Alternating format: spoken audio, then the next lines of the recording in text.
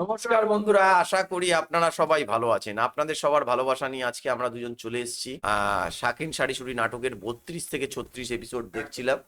Already আপনারা দেখছেন মন্ডল সাহেবের বাড়িতে কারা হাজির হয়েছে। ওরা মন্ডল সাহেবের বাড়িতে হাজির হয়েছে মন্ডল সাহেবের ভাইয়ের বউ এবং তার ছেলে। ছেলে মেয়ে কিন্তু হাজির হয়ে গেছে। এখানে কিন্তু একটা মানে মন্ডল সাহেবের দিকে কিন্তু মানে একটা ঝামেলা সৃষ্টি হতে চলবে। তো আমি আবার তোমার পাকা ধানে মই দিলাম কিরম? তোমার সওয়ালের এত বড় সাহস যে আমার মেয়ের হারমোনিয়াম কেড়ে নিয়ে আসে। সে কথা আমাকে জিজ্ঞেস করো কেন? তোমার বংশ, তোমার ভাইস্তা, পারলে তাহলে জিজ্ঞেস করো না। পারলি মানে আমি কি তাকে ডরাই নাকি? সে কিসের জন্য আমার মেয়ের গান গাওয়া বন্ধ করবি? বললাম তো, তাহলে জিজ্ঞেস করো না। আমার উপর গরম দেখাচ্ছ কেন?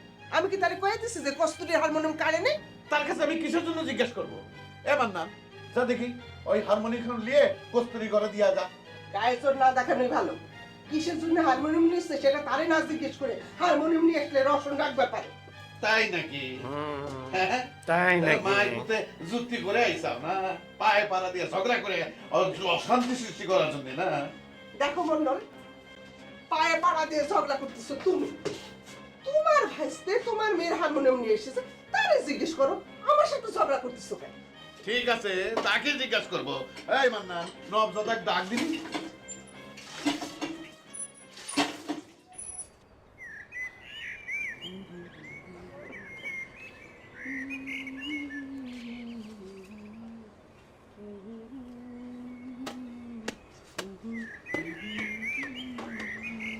ঠান্ডা নিয়ে পড়েছে।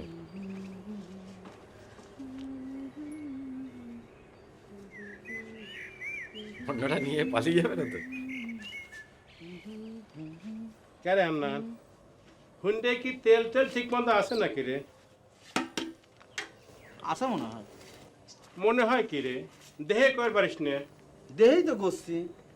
তা তুমি হঠাৎ করে হুন্ডার খোঁজ খবর লিখছ কি আবার? তার কৈফিয়ত কি তোক দেওয়া লাগবে?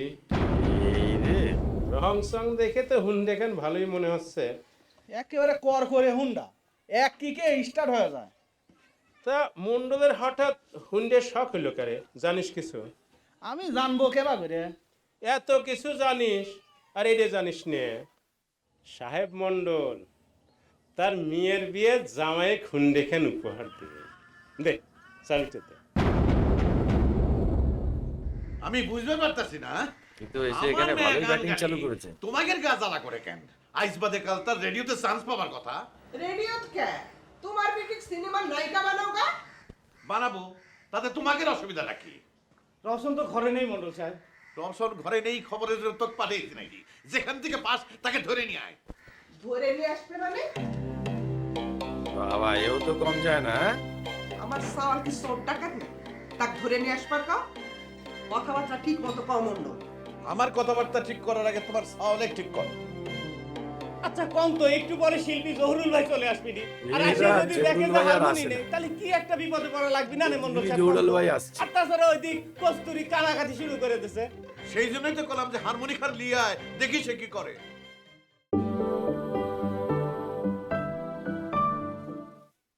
রসন তো ঘরে নেই মন্ডল সাহেব। রমসন ঘরে নেই, খবরের তোক পাঠিয়েছি নাকি? যেখান থেকে পাস তাকে ধরে নিয়ে আয়। ধরে নিয়ে আসবে মানে?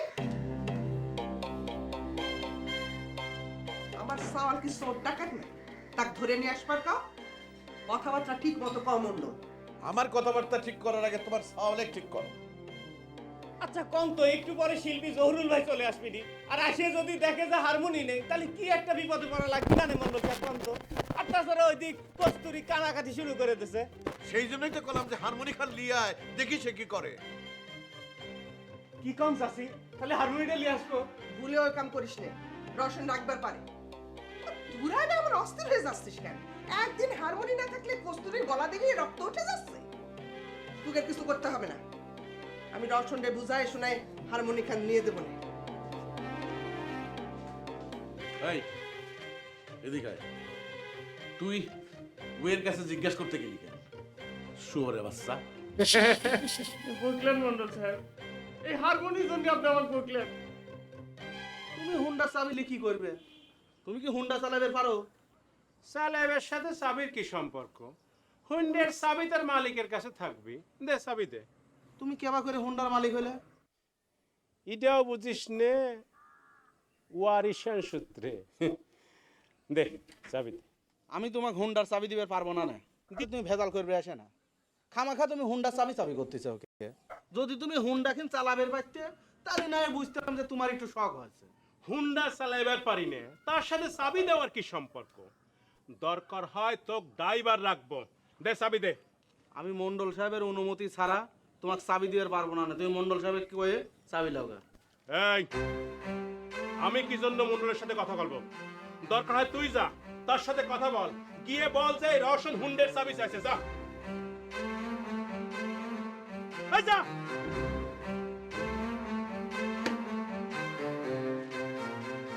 আবার তাকায় থাকে। বুঝিস তো বলে মাথা খারাপ করে দিয়েছে কিন্তু এসে।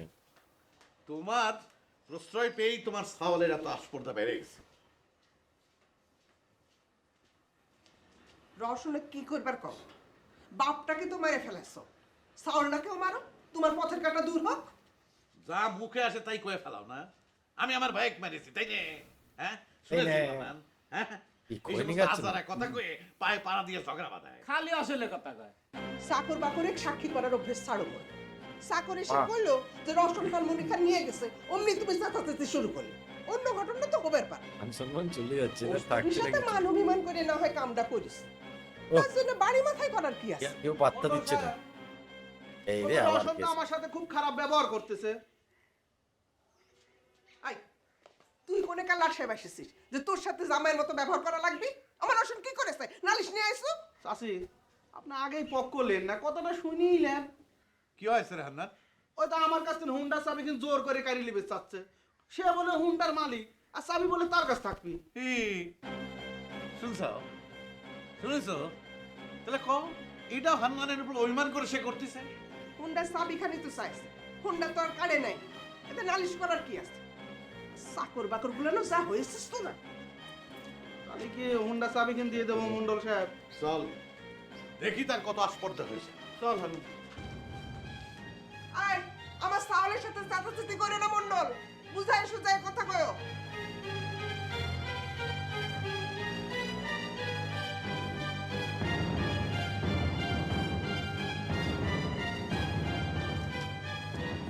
আপনি আসবেন এই আওয়াজ পাই মনে হয় হ্যান্দের কাঠি পড়েছে। এ হান্নান আমার মনে হয় তোর সাথে ইরকি করেছে বুঝলু, আর তুই তো যে কোনোটা পালি অস্থির হয়ে যাস। চাচি ঠিকই কয়। এ মান্নানে এ তুই আজে বাজে কথা আজে কইছিস। বাজে কথা কয়। এই ইয়ার কি আমি বুঝিনি, ইয়ার কি বুঝিনি। ও কি কয় জানিস? কয় কি হুন্ডার চাবি হুন্ডার মালিকের কাছে থাকবি। আমাক কয় কি হান্নান চাবি দে চাবি দে। এটা তো কইলে না। তা কি তোর কাছে আমি মিথ্যে কথা কবে আছি নাকি? শোনেক, হুন্ডা খান ঘরে তুলে চাবিখান আমার কাছে দিয়ে যা। হুন্ডা নিয়ে যেও বিপদে পড়েছে।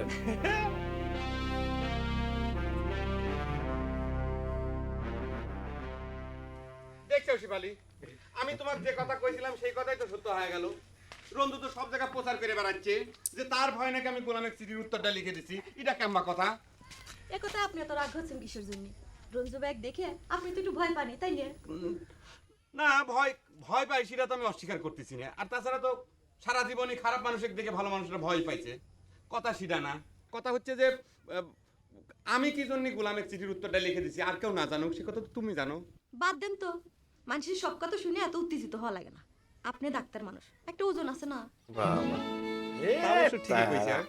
কিন্তু রঞ্জু যেভাবে প্রচার করে বেড়াচ্ছে তাতে আমার ওজন নষ্ট হয়ে যায় না, কমে যায় না কত? খালি রঞ্জুবার কথা শুনে আপনার ওজন নষ্ট হয়?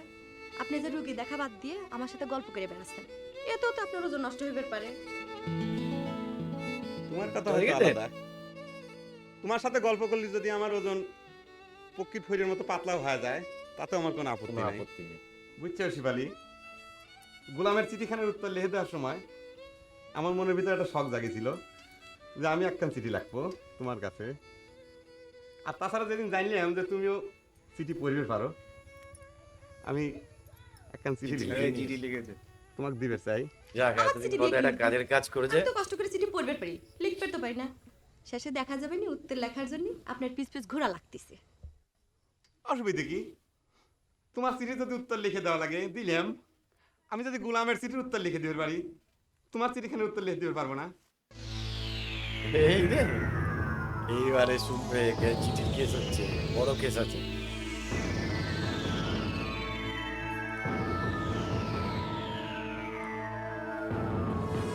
কারণ মাথাটা আরো খারাপ হয়ে যাবে। এবার রঞ্জু কিন্তু মাথা খারাপ হয়ে গেছে। পাহাড়ের উপর গাছ না মেললো না, ইটির পর ইট, তোমাকে না দেখলি পরে হয়ে যায় ফিট।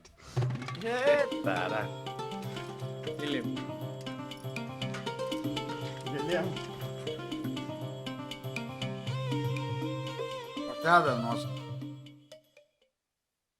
এই রে আমার গোলাম এসছে। আপনি কেউ দেখে ফেলেনি তো আপনারে?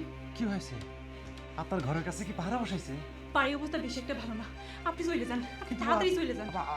আপনার চিঠির উত্তর এনেছিলাম, নেবেন না? তাড়াতাড়ি দিয়ে চিঠিকাল চলে যান, সুযোগ পেলে আমি আসতে আপনার সাথে। মনে হয় ইয়ের কাছে রোশনের কাছে ধরা পড়ে যাবে।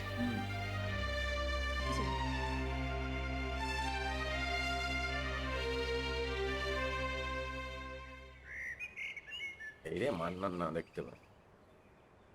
কে রে গুলাম, তুই কখন আসলি? এই তো আসতেছি মান্নান ভাই। মান্নান ভাই, রুতুর আপনার সঙ্গে যে ব্যবহার করেছে সেই জন্য আমি ভীষণ লজ্জিত। এর জন্য লজ্জা পাবার কিছু নেই বুঝলি, একসাথে কাজ কাম করবে গেলে পরে ওরম একটু আড্ডু হয়। আর তাছাড়া আমার খালাতো ভাইয়ের তো একটু মাস্তানি আছে না? যাক গো মান্নান ভাই, আপনারা যে শেষ পর্যন্ত হুন্ডা খান আনতে পারিছেন সেই জন্য আমাদের গায়ে সকলে খুব খুশি হয়েছে। খুশি হয়েছে ঠিক আছে, কিন্তু যেভাবে হুন্ডাটা আনা হয়েছে বুঝলো, ওর সাথে কিন্তু আমি একমত না। আচ্ছা, রুইতন কি আমার উপর খুব রাগেছে না? না, তা তো মনে হইল না। ঠিক করছিস তুই? তো মার খাওয়ার ভয় ঠিক হয়েছে। আছে, তাহলে তোরে হলে মাঝে মাঝে বেড়াবের গেলি রুইতন কিছু কবি না না? না, কি কবি? তাছাড়া আপনি কি আমাদের পর, আর আপনি যে রুতুরাক মারধর করেছেন তার প্রতিশোধ তো হয়ে গেছে, এখন আর রাগ কিসের? তোর কথা শুনে বুঝলো মন থেকে একটা টেনশন দূর হয়ে গেল। ভাবতেছি মাঝে মাঝে তোরে গায়ে বেড়াবের যাবো নাকি কইস? আচ্ছা, তুই কি মন্ডল সাহেবের সাথে দেখা করবো নাকি? আইসি যখন দেখাটা বিদের সাথে ব্যবহার করছে ভালো ওই শেফালির জন্য। আমার দরকার নেই বুঝলো, গেলি খালি কাজ কামের কথা কবি নি। আর তাছাড়া মন্ডল সাহেবের মন মেজাজও ভালো নেই। ও এবার একে দিয়ে সেটিং করতে চাইছে। সওয়াল ফেরত আইছে তো বুঝলো, তার চেয়ে তুই বাচ্চা যা, পরে কাজ কাম হলি তারপর আবার আসিস নি, বুঝছিস? যা।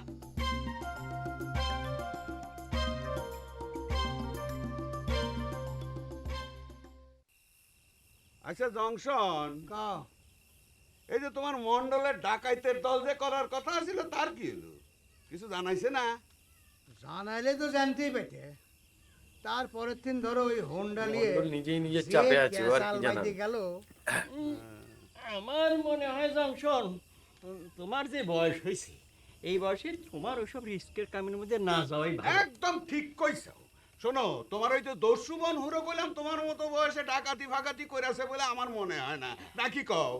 দস্যু বন্ধুরের কথা বাদ দাও, সে তো ভালো বন্ধু খাইছে, পাকা ঘরে বাস করেছে, তার শরীরে কথা আলাদা।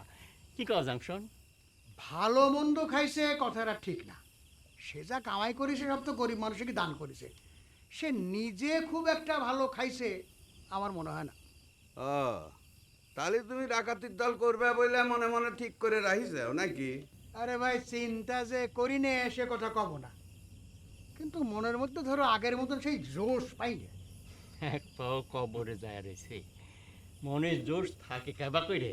সাওয়ালটা বিদেশ যাওয়ার জন্য শখ করেছিল, সেই জন্য মন্ডলের কথায় মনটা আমার নরম হয়েছিল। একটাই মাত্র সওয়াল তোমার, তাক বিদেশ পাঠান লাগবি কে? মরার সময় মুখে পানি দেওয়ারও কেউ থাকবি না। তার চেয়ে ভালো ওয়েক বিয়ে দিয়ে এখন বৌলি আইসো বাস। হয়, মগা ঠিক কথাই কইছে। তাছাড়া আমার তো মনে হয় দস্যু বন্ধুর তার সাওয়ালে বিদেশে পাঠায়নি। কি কর? তার ঘর সংসারের খবর অবশ্য আমার জানা নেই। বিয়া তো এদের আমার idol, বেটিকে দেওয়া এদের লাগবে, idol, সে দস্যু কথাই তো ইয়ে। চিন্তা করতেছি। রঞ্জু আবার শেফালি বিয়া করবে। আরে খুব ভালো কথা, রঞ্জুকে আমার খুব পছন্দ। রঞ্জুকে পছন্দ। ও তো তোমার ঘরের সাওয়াল, মিয়াও ঘরে থাকলো। হ্যাঁ, তা তো বুঝলাম, কিন্তু আমার মেয়ে আবার রাজি হয় কিনা সেটাই আমি চিন্তা করতেছি। মেয়ে আবার দরগায় মানত করেছে, সেই কথা শুনে আবার রঞ্জু মন খারাপ করে বসে রয়েছে। মেয়ের সাথে কথা হয়ে যাও, সে যদি রাজি থাকে আয়োজন করো। মেলা দিন গায়ে বিয়ে শাদী হয় না। হ্যাঁ, মেলাদিন বিয়ে শাদী হয় না। আচ্ছা মা, কাকিমা ভাই ও যে মামারা আমরা জানবে যাইবেছে না কে? তো কিডা কলু যাইবার চায় না? আমি জানি কাকিমার জন্য অনেক রান্না করছে, কাল সোনালি মাকে যাইবার কাছে না। তোর বড় গাড়ির কথা নিয়ে এত চিন্তা করা লাগবে না, চুপ করে থাক। তুমি জানো মা ওই মামা কি আজার কাম করবো স্যার? সেটা কি ডাক্তার কইছে সাড়ে ছয় গায়ে স্কুল বসাবে। এটা কি আজারে কাম হইলো? আজার না তো কি, আবার তা নাকি সে স্কুল মাস্টার তো শখ হয়েছে। কার টাকা বলছি সে স্কুল যাবি?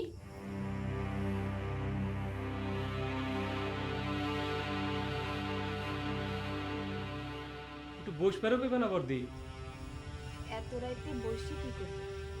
তোমার সাথে যে আমার একটু কথা ছিল। আমি জানি আপনি কি করবেন।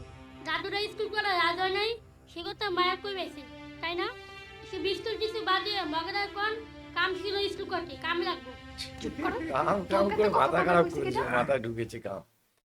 তো বন্ধুরা, অসাধারণ কিন্তু একটা ভিডিও এপিসোড আজকে দেখলাম। অলরেডি কিন্তু মন্ডল সাহেবের বাড়িতে কিন্তু ভন্ডুল হয়ে গেছে সমস্ত কিছু, কারণ মন্ডল সাহেবের যে লোক এসে গেছে, মন্ডল সাহেবের মাথা কিন্তু খারাপ করে দিয়েছে। আর এদিকে একটা জিনিস লক্ষ্য করবেন, দস্যু বনুর কিন্তু একটা আইডল। আইডল, আর এইদিকে কিন্তু মান্নান এত ভালো ব্যবহার করছে কিন্তু জাস্ট ফর শেফালি, কিন্তু এটা মাথায় আপনাদের রাখতে হবে, কারণ ওই গ্রামে ভালোভাবে যাতে রুইতানোকে কিছু না করে এই জন্য গোলামকে কিন্তু ও হাত করে ফেলেছে।